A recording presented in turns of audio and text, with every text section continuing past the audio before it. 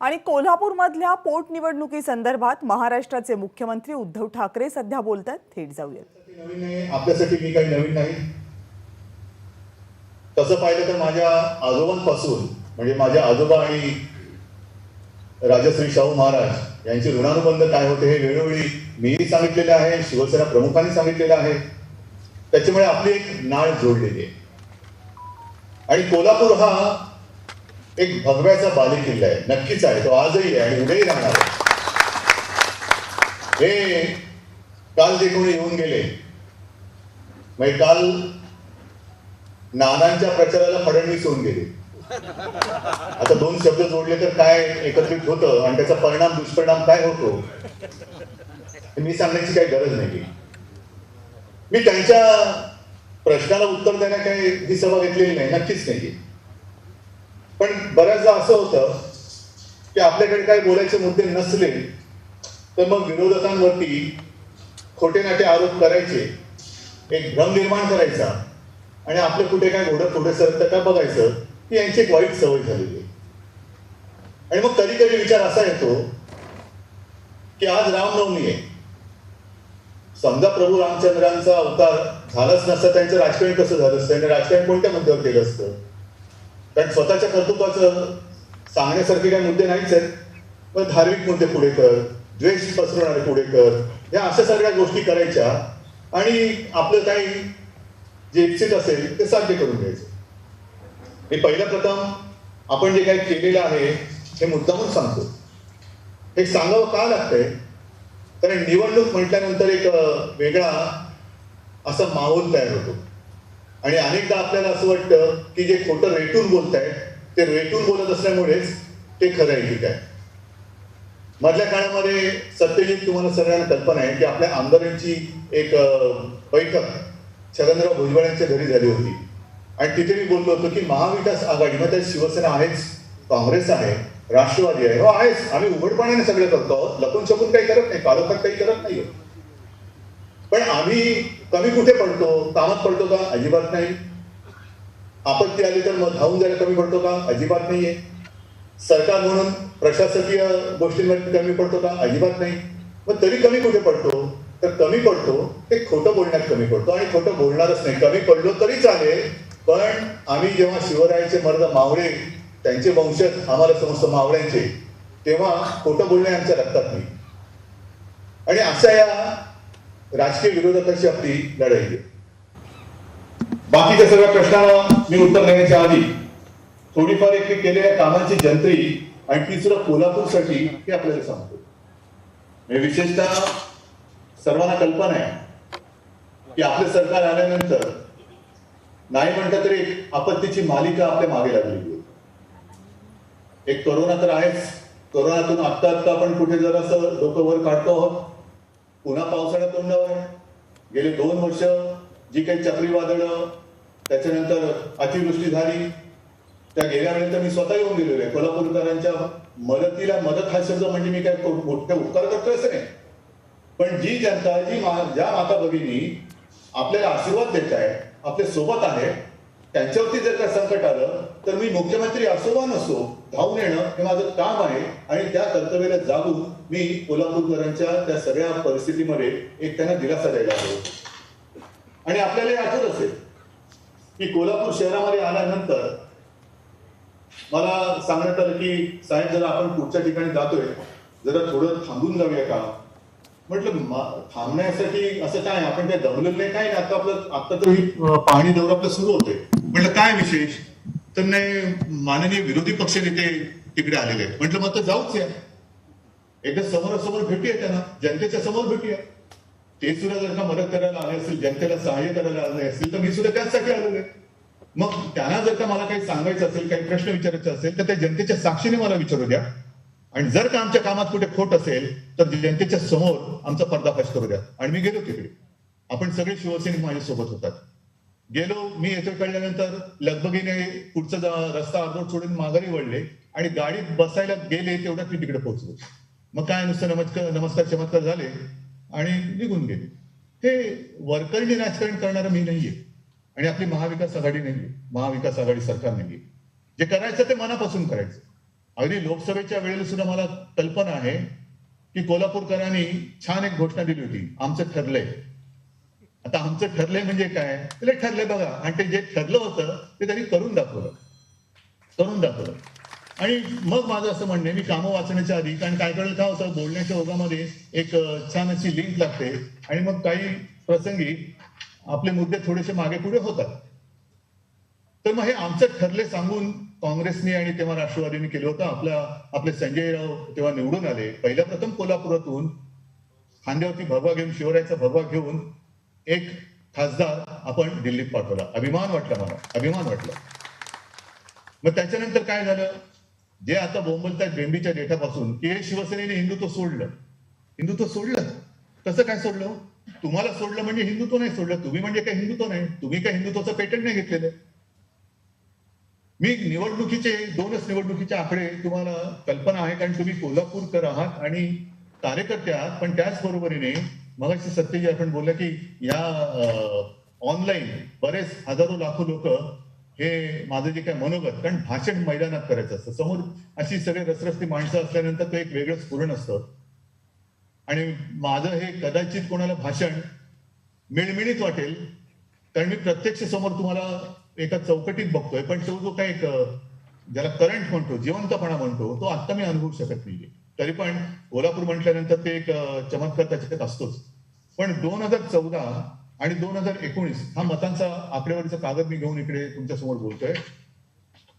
आज आम्ही हिंदुत्व सोडलं, भगवा तुमचाच भगवा खरा, आमचा भगवा खोटा. माझ्या पाठीकडे छत्रपती शिवाजी महाराज आणि एका बाजूला शिवसेना प्रमुखांचा फोटो आहे, गळ्यात रुद्राक्षमाळ आहेत, बघून घ्या. आणि महाराजांच्या बाजूला भगवा सुरू आहे, हे सुद्धा बघून घ्या. पण 2014ला युती तोडताना काय म्हणून तुम्ही युती तोडली होती? आम्ही नव्हती तोडली. अगदी शेवटचा दिवस अर्ज भरायचा असताना त्याच्या 2 दिवस आधी आदल्या संध्याकाळी मला एकनाथराव खडसेंचा फोन आला आणि मला म्हणाले की उद्धवराव, आपलं काय आता उद्धवजी, आता आपलं काय जुळेल असं वाटत नाही, आपण स्वतंत्र लढलेलं बरं. मी त्या दिवशी खरं म्हणजे तुळजाभवानीच्या दर्शनाला गेलो होतो, कारण आपल्या जवळपास युतीच्या बोलण्यामध्ये एक समझोता होत आला होता, जागा वाटप होत आला होता. पण अचानक असं काय यात्रेत घडलं की त्याही वेळेला आमच्या हातात भगवा होताच. आम्ही तुमचा जो काही गैरसमज आहे, तेव्हाही आम्ही आज जे आहोत तेच होतो, हिंदूच होतो, पण तुम्ही युती तोडलीत आणि स्वतंत्र लढला. मग 2014ला काय मतं मिळाली, तेव्हा राजेश आपण जिंकला.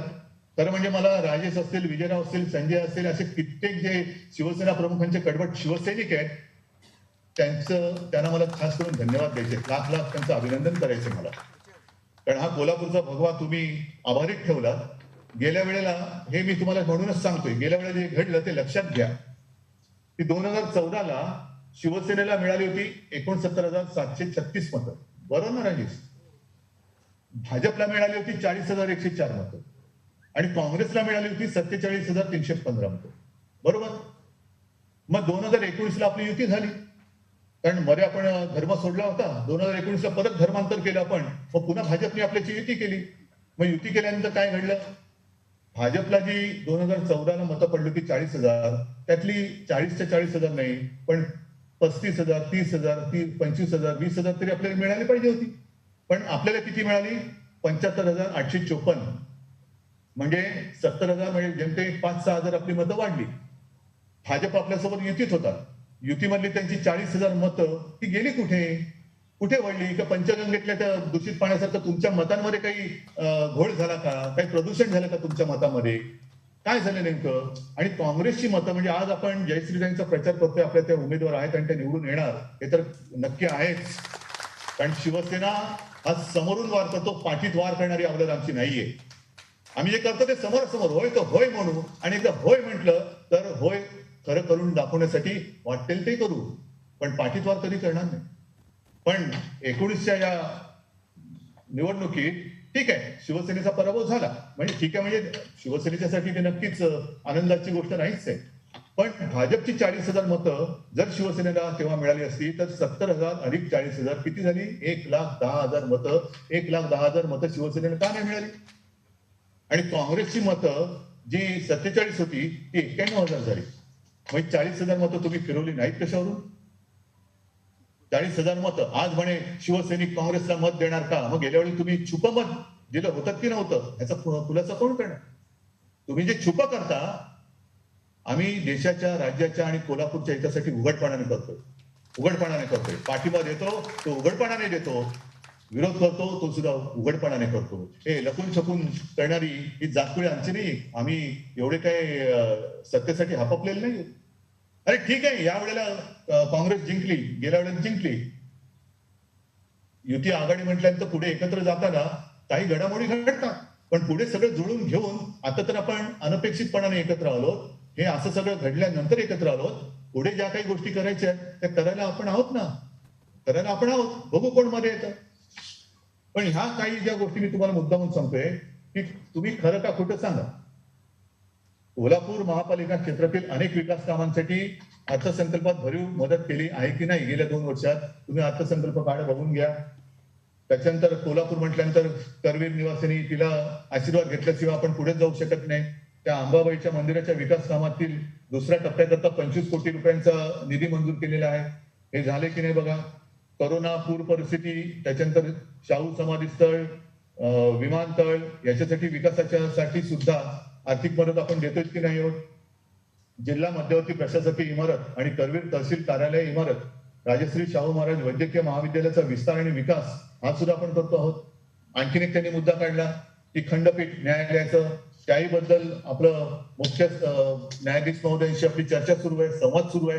म्हणजे अशी कोणतीही गोष्ट नाही की ती आपण अर्धवट सोडून दिलेली आहे. अर्धवट सोडून किंवा सत्ता आली मग बाकी जाऊ द्या, पुढच्या निवडणुकीच्या वेळेला बघू. तसं नाहीये. सत्ता आल्यानंतर ज्या काही गोष्टी आजपर्यंत नुसत्या हवेमध्ये होत्या त्या हवेतल्या गोष्टी आपण आता प्रत्यक्षात आणायला सुरुवात केलेली आहे. आणि रंकाळा तलाव सुद्धा, खरं म्हणजे कोल्हापूरमधले जे विविध तलाव आहेत मी यादीच घेऊन बसलेलो आहे. म्हणजे माझ्या मनातलं काही नाहीये. हा पोर्ले तलाव, तालुका पन्हाळा, बैरेवाडी तलाव, किणी तलाव, संभापूर तलाव, बेलवडे तलाव, रुकडी तलाव, मटागाव तलाव, वे गाडगे तलाव, शिरोली पुलाची तलाव, कर्पुरेश्वर तलाव, वाडी रत्नागिरी, तालुका पन्हाळा, इथे सुद्धा आपण कामं सुरू केले, काही ठिकाणी करतो आहोत. कोल्हापूरमध्ये आपण साधारणतः 96 MLD हे पाणी शुद्ध करणं, सांडपाणी, रंकाळा तलावामध्ये येणारं सगळं सांडपाणी बहुतेक सगळं थांबवलेलं आहे. काही थोडं बाकी असेल ते येत्या काळामध्ये आपण थांबवतो. म्हणजे रंकाळा जो काळा झाला होता त्याला परत आपण एक तजेलदार बनवतो आहोत. नाहीतर नाव रंकाळा आणि तलाव काळा, तसं कल्याणमध्ये पूर्वी एक काळा तलाव होता, तो आपण पूर्ण स्वच्छ करून आता त्याचं नामकरण कल्याणकरांनी भगवा तलाव केलेलं आहे. म्हणजे जो काळा तलाव जिकडे सांडपाणी जायचं तो पूर्ण ते सांडपाणी बंद करून आता कल्याण डोंबिवलीचे नागरिक तिकडे मुलाबाळांसह, आई बाबा असतील, आजी आजोबा असतील, आपल्या मुलांसह, नातुंडासह फिरायला जातात, बोटिंग करतात आणि सुंदर स्वच्छ असा हा तलाव तिकडे केलेला आहे. तसाच माझा हा रंकाळा तलाव आहे. तशी अनेक कामं करतोय. पंचगंगा सुद्धा ते सांडपाण्यातली प्रक्रिया जी आहे ना, त्या सांडपाणी ते 96 MLD तुम्हाला सांगितलं ना, ते आपण प्रक्रिया करून स्वच्छ करतो. आणि पंचगंगा ही तिथली गंगा, त्याच्यामध्ये मधल्या त्या कोविडच्या काळामध्ये मृतदेह टाकले गेले. पण आपली ही पंचगंगा ही नावाप्रमाणे स्वच्छ आणि पवित्रच असली पाहिजे. त्याच्यासाठी आम्ही घोषणा नाही, काम करतो. 96 MLD पेक्षा MLD मध्ये जवळपास पूर्ण झालेलं 91 MLD आहे. एकूण खर्च किती? जवळपास 200 कोटी. हे कोल्हापूरसाठी करतोय. इचलकरंजीमध्ये पंचगंगेमध्ये आपण 38 MLD साधारणतः अपेक्षित आहे. त्याच्यात जवळपास पूर्ण झालेलं काम हे 20 MLD आहे आणि एकूण खर्च हा 40 कोटी. रंकाळा तलावाचं मी तुम्हाला सांगितलेलंच आहे. तर ह्या अशा सगळ्या आपण गोष्टी करतो. मग ह्या सगळ्या गोष्टी सांगा ना. बरं, काल फडणवीस साहेब येऊन गेले आणि त्यांनी मी सगळे मुद्दे मी आले माझ्याकडे, पण सगळ्या मुद्द्याला काही हात लावणार नाही कारण तेवढी त्यांची काय आवश्यकता नाही. लोक तुम्ही सगळेजण ओळखता. त्यांनी काय सांगितलं की मी पूर्वी यायचो म्हणजे तेव्हा ताराराणी, एक मिनिट, ताराराणी चौकात पाठीमागे होर्डिंग असायची आणि त्या होर्डिंगवरती हिंदू हृदय सम्राट शिवसेना प्रमुख बाळासाहेब ठाकरे यांचा भगवे वस्त्र धारण केलेला, रुद्राक्षाची माळा घातलेला एक फोटो असायचा आणि त्यावर लिहिलेले असायचे माझ्या तमाम हिंदू बांधवांनो, भगिनींनो, मातांनो. मी माझ्या भाषणाची सुरुवात काय केली? हीच तर केली. आणि हिंदू हृदय सम्राट सतत कोणी सांगत नाही बसत. पहिली गोष्ट लक्षात घ्या, की देशामध्ये भारतीय जनता पक्षाने सुद्धा एक बनावट हिंदू हृदय सम्राट करण्याचा निर्माण करण्याचा प्रयत्न केला, फसला, लोकांनी झिडकारला. हिंदू हृदय सम्राट म्हटल्यानंतर नाव आणि चेहरा एकच येतो, तो म्हणजे शिवसेना प्रमुख बाळासाहेब ठाकरे. दुसरं कोणतंही नाव येत नाही. त्यांनी कितीही प्रयत्न केले तर ते होऊ शकत नाहीये, होऊ शकत नाही.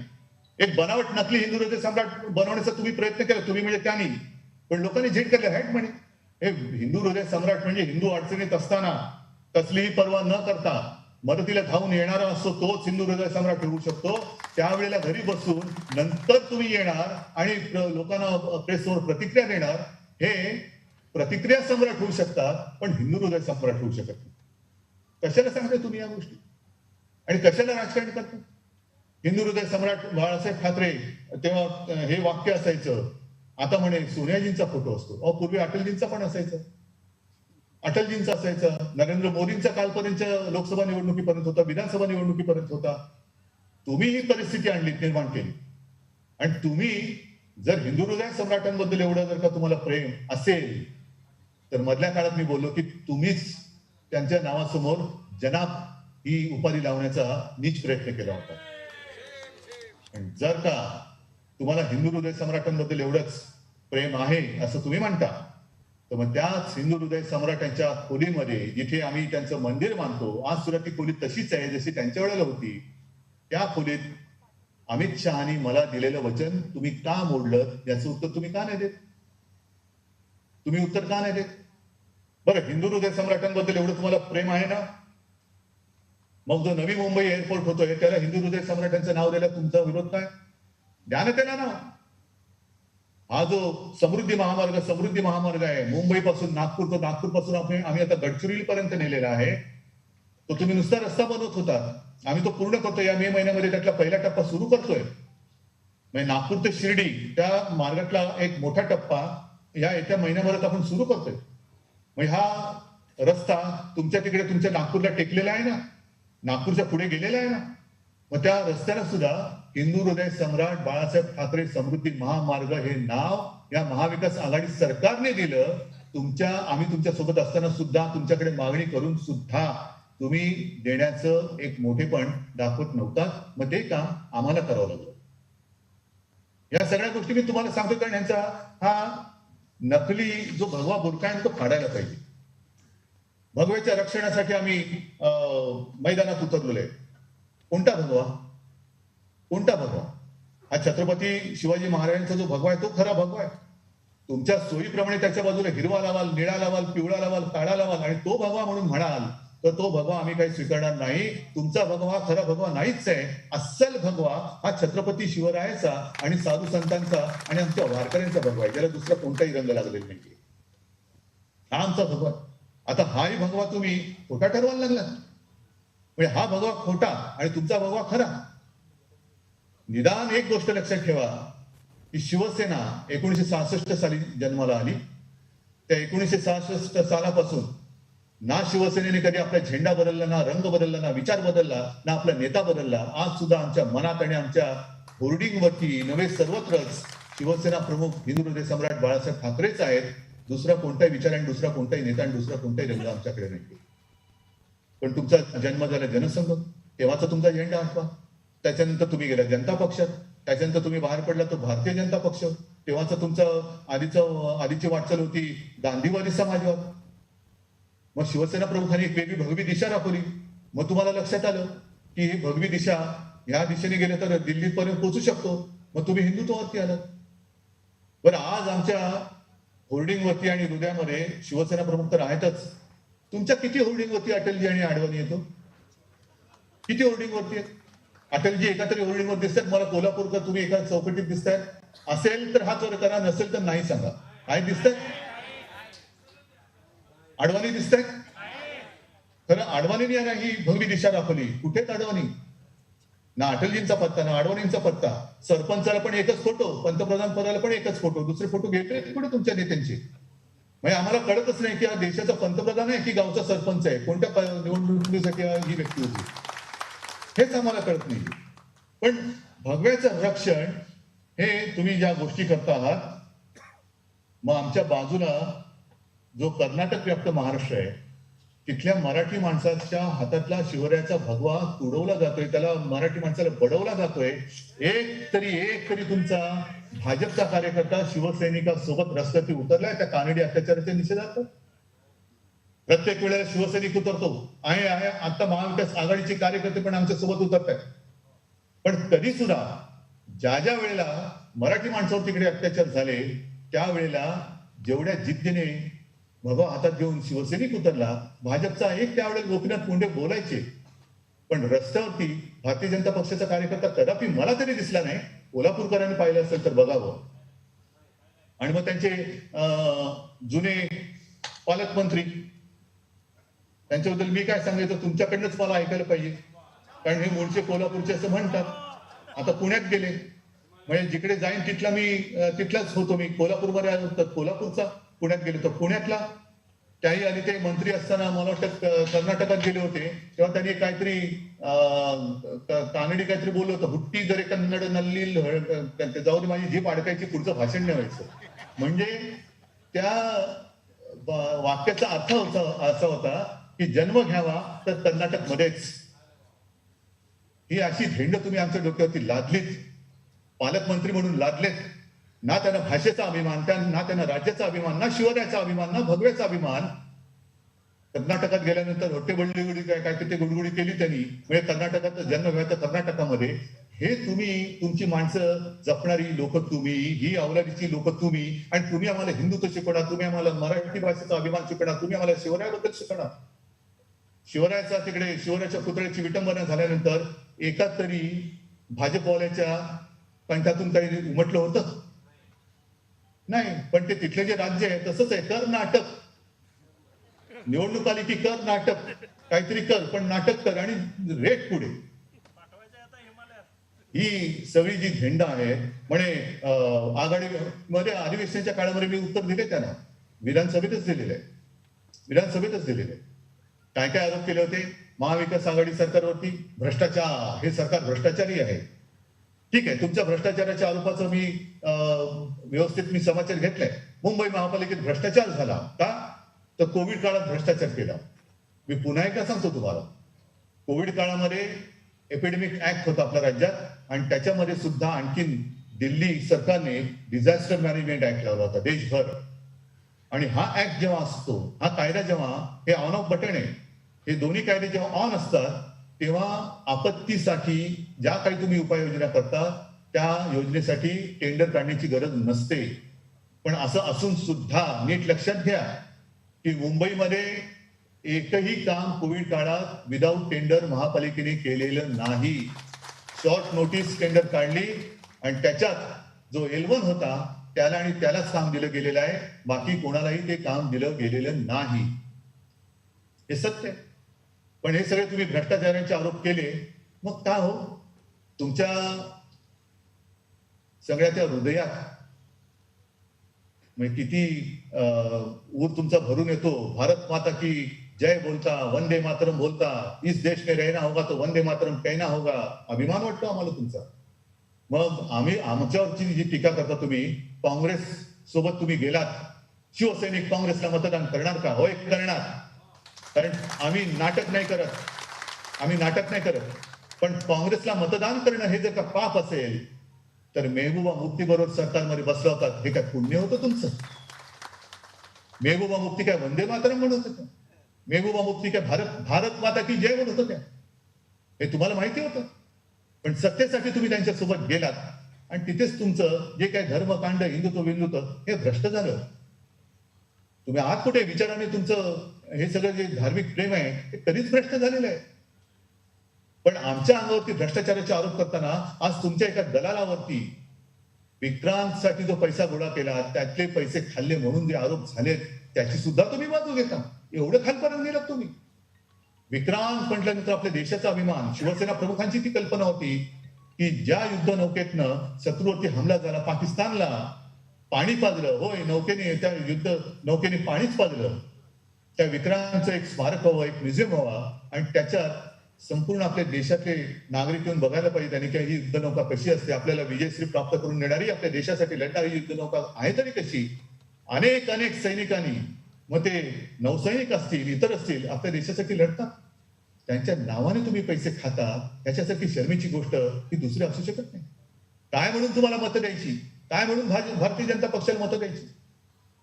काल जे देवेंद्र फडणवीस म्हणाले की नरेंद्र मोदी, प्रधानमंत्री नरेंद्र मोदीजींनी राशन दिलं सगळ्यांना. दिलं ना, जरूर दिलं. राशन दिलं, पण फडणवीस साहेब ते शिजवायचं की कच्चं खायचं? कारण शिजवायला गेलं तर गॅसच्या किमती काय झालेल्या आहेत? तुमची फसवी उज्ज्वला योजना सुरू आहे का? मग तुम्ही कोल्हापूरकरांनो ग्रामीण भागात जा, अगदी जवारवाडा मोखडा हे आमच्या बाजूच्या आदिवासी क्षेत्रात जाऊन विचारलं तर त्यांचा सुद्धा तोच प्रश्न आहे. मग पहिलं सिलेंडर मिळालं, दुसरं भरताना कशी आमची तारांबळ उठते ती कोण विचारायला येते? म्हणजे पहिलं तुम्ही वाजत गाजत दिलं, आता काय रिकामं सिलेंडर वाजवायचं करोना पळवायला? राशन दिलं ठीक आहे, पण ते राशन सुद्धा जनतेच्या पैशाने दिलेले आहे, तुमच्या पैशातून नाहीये. विक्रांच्या पैशाने तुमचं राशन भरलं, पण जनतेच्या पैशातून तुम्ही जनतेला राशन दिलं, हे श्रेय तुम्ही घेता कामा नये. आणि दिलेलं राशन हे शिजवायचं कसं हे तुम्ही सांगा ना. कालच्या संपूर्ण भाषणामध्ये महागाईबद्दल काय बोलले का? गॅसच्या किमती वाढल्यात, पेट्रोलच्या किमती वाढल्यात, डिझेलच्या किमती वाढल्यात, आणि वरती काय सांगितलं की भाजप शासित राज्यात डिझेल पेट्रोलवरचे दर कमी केले, या सरकारने पण केले असते तर पेट्रोल स्वस्त मिळालं असतं. म्हणजे वा, आम्ही कमी करत जायचं आणि तुम्ही वाढवत जायचं. एक तर आमचा जीएसटी नाही देत आहे. हक्काचा जो जीएसटी आहे तो सुद्धा किमान 20-25 हजार हा नेहमी तुंबलेलाच असतो. म्हणजे हक्काचं आहे, तुझं तेही माझं, माझं तेही माझं, आणि बस तू बोंबा मारत, तुझं तू बघून घे. काय म्हणून द्यायचं भाजपला मग? आज ही एक नवीनच हा मी एक विषय घेतलेला आहे की राज्याच्या हितासाठी ही आघाडी आम्ही केली. ज्या वेळेला तुम्ही जे सांगितलं, एक उदाहरण दिलं त्यांनी, या भूमीत छत्रपती शिवाजी महाराजांनी रुस्तुम जमालला तिन्ही बाजूनी घेरून घरी पाठवलं, तसेच या तिन्ही पक्षाच्या महाविकास आघाडीला उत्तर कोल्हापूरमध्ये घेरून आपल्याला घरी पाठवायचे आहे. वा, महाराजांपासून शिकायला लागलात तुम्ही. आनंदाची गोष्ट आहे, समाधानाची गोष्ट आहे. पण महाराजांपासून आम्ही पण शिकलेलो आहोत. आम्ही ज्या वेळेला महाराजांनी एक आमच्यासमोर जे काही गोष्टी दाखवल्या की कसं वागायचं, जर कोणी समोरून प्रेमाने भेटायला आला तर प्रेमाने भेटलं पाहिजे त्याला. मग अगदी अफजल खान का असे ना, मिठी मारायला आला तर त्याला मिठी मारली पाहिजे. पण जर अफजल खानाने पाठीत वार केला तर पाठीत नाही वार करायचा, समोरून वार करायचा. समोरून वार करायचा. जर आमच्या पाठीत वार कराल तर पाठीत वार करणारी आमची अफजल खानाची औलाद नाही, समोरून छाताडावरती वार करणारी आमची शिवरायाची मर्द मावळींची औलाद आहे. हे सुद्धा आम्हाला शिवरायांनी शिकवलेलं आहे. लाल महालात घुसलेल्या शाहिस्तेखानाची बोटं तोडून परत पाठवणारी ही शिवाजी महाराजांची पुण्याई लाभलेली छत्रपतींची ही मातृभूमी आहे. कशाला कोणी गोष्टी करायच्या? छत्रपतींचं नाव घ्यायचं, भगव्याचं नाव घ्यायचं, भगव्याचं रक्षण करायचं. बेळगाव महापालिकेवरचा मराठी माणसाच्या हातातला भगवा कोणी उतरवला खाली? कोणी उतरवला? काय तो भगवा नव्हता? तोही भगवाच होता. पण जी बेळगाव महापालिका मराठी माणसाच्या ताब्यात होती, तिथल्या वॉर्डाची तोडफोड करून टाकली, आपापल्या सोयीप्रमाणे वॉर्ड बदलले, मतदारसंघांची पूर्ण चिंधड्या उडवून टाकल्या, आणि तो शिवरायाचा पवित्र भगवा, ज्याच्यावरती एक सुद्धा डाग नाहीये, असा तो पवित्र भगवा त्या महापालिकेवरती होता. हा तुमचा करंटेपणा आहे. तुम्ही तो पवित्र भगवा तुमच्या हाताने खाली उतरून तुमचा नकली भगवा त्याच्यावरती फडकवला. हा नकली भगवा आहे तुमचा. मग महाविकास आघाडीला तिन्ही बाजूनी घेरून घरी पाठवणार असाल तर महाविकास आघाडी सुद्धा लेच्या पेचींची नाहीये. ठीक आहे, काँग्रेसचे आहेत, राष्ट्रवादी आहे, शिवसेना तर आहेच, पण शेवटी आम्ही या मराठी भूमीत जन्माला आलेली मराठी मातीची लेकरं आहोत, हे लक्षात ठेवा. आमच्या नादी लागू नका तुम्ही. आणि खोटं नाटक सांगून कदाचित तुमचं इतर राज्यांमध्ये राजकारण फळलं जात असेल, पण या महाराष्ट्रामध्ये त्याला फळं लागणार नाहीत. हा विश्वास माझ्यामध्ये. आणि म्हणून बांधवांनो आणि भगिनींनो, खूप खूप खूप काही बोलण्यासारखं आहे. आपण अनेक काही गोष्टी करतो आहोत. सत्तेवरती आल्यानंतर मी शेतकऱ्यांसाठी कर्जमुक्तीची योजना जाहीर केली. ती कर्जमुक्तीची योजना जाहीर केल्यानंतर नियमित कर्ज परतफेड करण्यासाठी सुद्धा 50,000 रुपयांचा आपण एक प्रोत्साहन राशी जाहीर केली. दुर्दैवाने काय झालं की ही योजना जाहीर केली, अंमलबजावणी सुरू झाली, पण कोविडचं संकट आलं. त्याच्यानंतर ते त्योक्ते आलं, मग निसर्ग आलं, निसर्ग आधी त्योक्त्यानंतर काय असेल ते असेल. पण आपत्ती मागून आपत्ती. गेल्या वेळेला सुद्धा तुमच्या इकडे कितीतरी रस्ते खचले.